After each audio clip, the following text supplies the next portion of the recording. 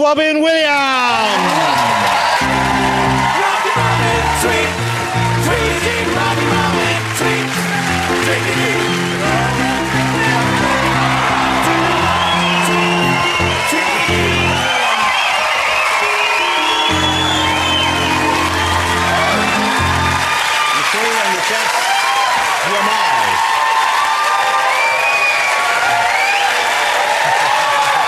That's the body right there. I know. That's the view I've grown accustomed to this evening. Hello!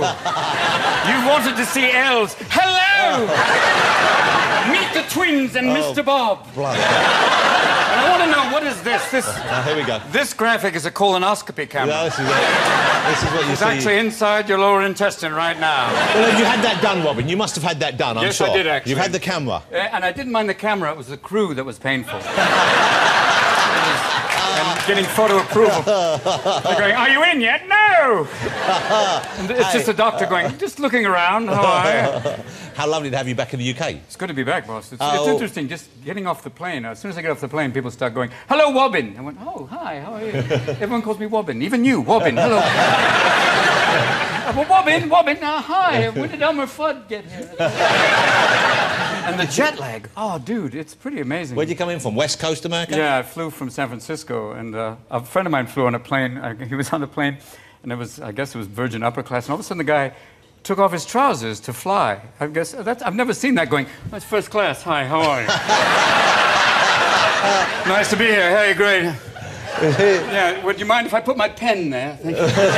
Was he was another passenger, or he was one of the flight attendants? One of the flight attendants. Hello, just to make you feel at home in Virgin Air. Not.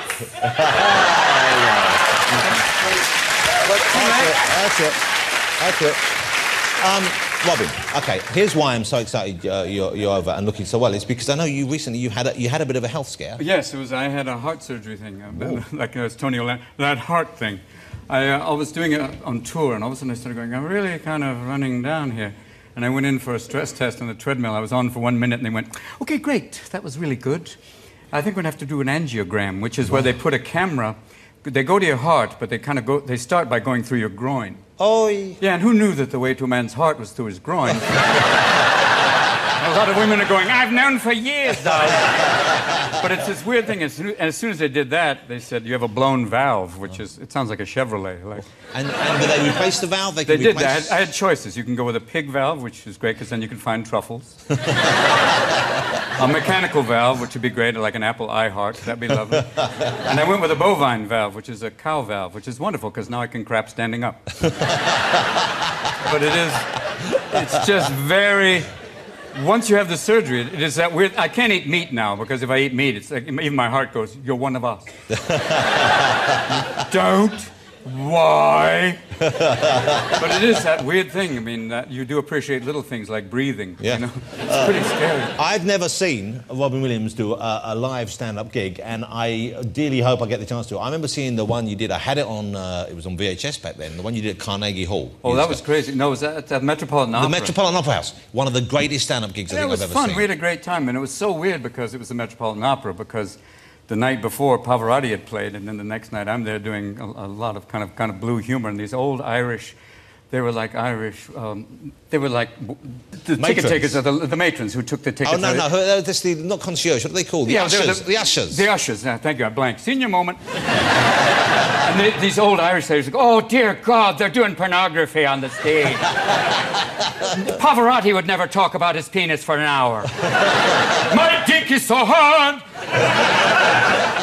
Lord, my balls are dangling low. I will them dangle them now, you will know. No. That's an opera I would pay to see. Yes. Right there. But do you miss doing stand-up? Do you do it occasionally? Do you little I verse? Did, well, before the surgery, I did 30 or 40 cities.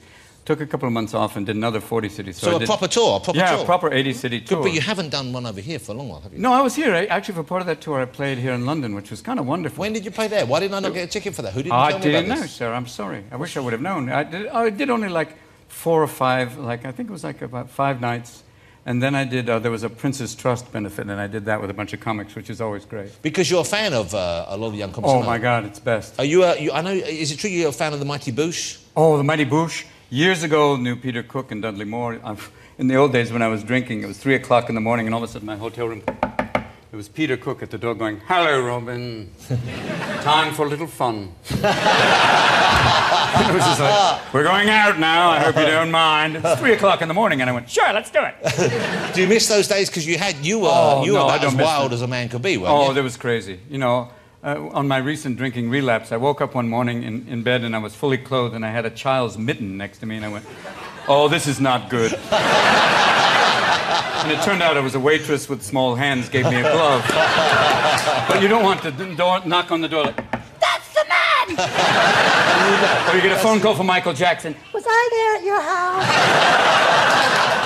No, I think those are the scary things. You know, and when you drink, you have this thing called blackouts. Yeah. And they're not really blackouts. It's more like sleepwalking with activities, you know. So you still I think it's your brain going, "Listen, you're about to have sex with a goat. I'm going now."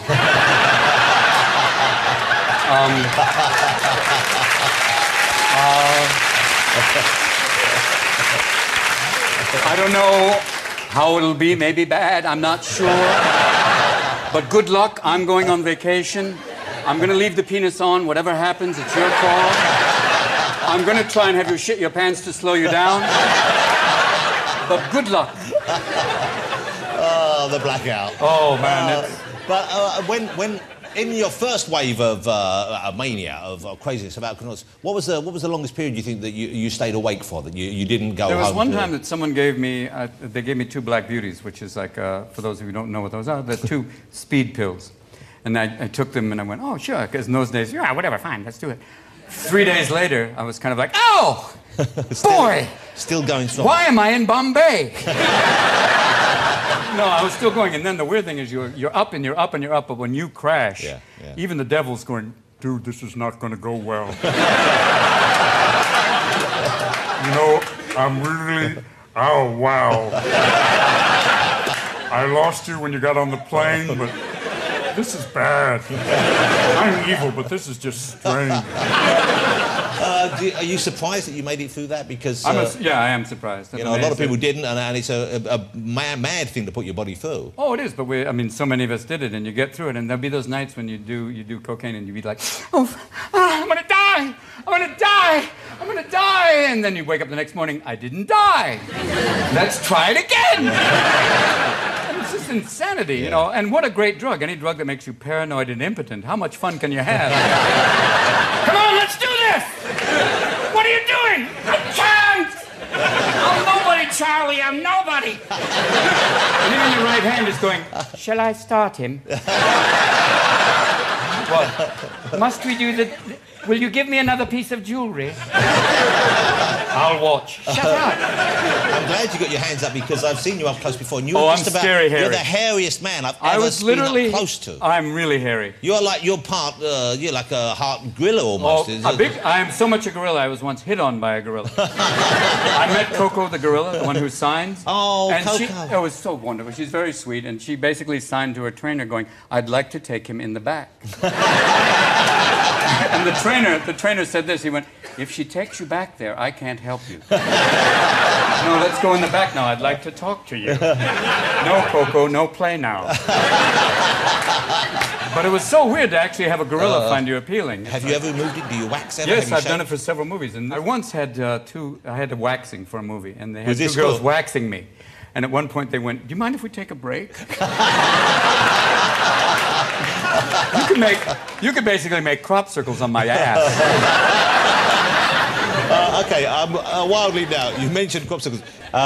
You successfully moved, I would say successfully, into some of the roles you played, some really odd, some dark characters. Very, yeah. 1 Hour Photo was a tremendous movie. That was, for me, a great role to do because it creeped people out so much. Yeah. I was in San Francisco and this hardcore homeboy walked up and I thought, "Oh, man, he's going to mug me." And he went, "Man, 1 Hour Photo creeped me out, man." Yeah. Oh, and I just went, "Oh, dude." But I guess because people found it so disturbing before, like, even the internet, that people would have access to, you know, your life or living vicariously through your photos. But now it's kind of a standard. You mentioned the internet there. Are you an internet user? Are you a frequent internet user? Oh, a little porn now and then.